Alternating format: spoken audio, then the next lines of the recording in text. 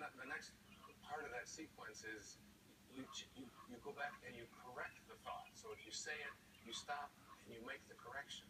Because you're really trying to change your subconscious mind is what you're trying to do, so that you can become a being of love rather than a being of ego who's just, and then you start checking your behavior. You realize, oh my gosh, I behaved rudely toward that person, or I wasn't considerate of that, or I judged that person. And so you catch yourself and you say, oh, I behaved that way. The next time I'm not going to do that. But if you want to really change your subconscious programming and move to this place of divine love, which is going to end this show, it's in the last act, you go back and you correct the behavior. And that's what happened to me in Ephesus, Turkey that day. I had a very bad judgment about what was taking place there. It took me back to things that I probably thought we grew up with. And who is this guy doing there? Why should he be expecting a tip? And why is he handing me this dirty piece of paper? And there's always people there. They're always trying to make a buck. And there's all of this endless kind of ego-based kind of non-compassionate thinking. And when he went to hand me the paper, I just moved away. And then I just walked through it. I was heading back to give a lecture on how to be a spiritual being at the home of the Mother of Jesus. At the home of the Mother of Jesus. And I got about halfway back there, and I stopped myself. And I changed the sequence, because that's what I've been working on. Don't just change the thought. Don't just correct the thought.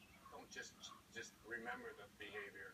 Correct the behavior now, and then it'll make an impression on your subconscious mind, and you'll start behaving differently towards people in that position. So what I did is I went back, and I didn't tell anybody there that I was doing it. But I walked back to that bathroom, and I had a 20-euro note in my pocket, which is at that time about $30.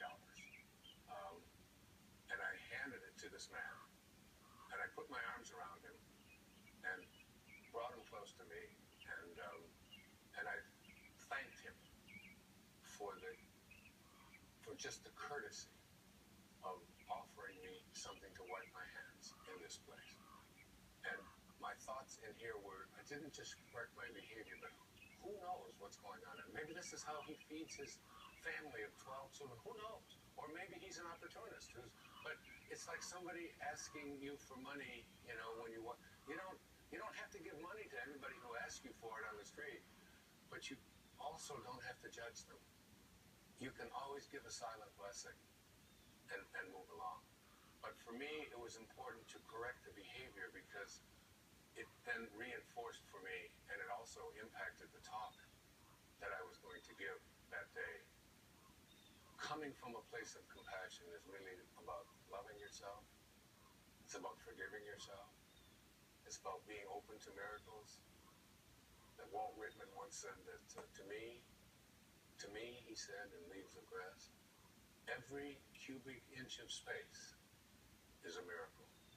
And everyone in it, I say, is a miracle.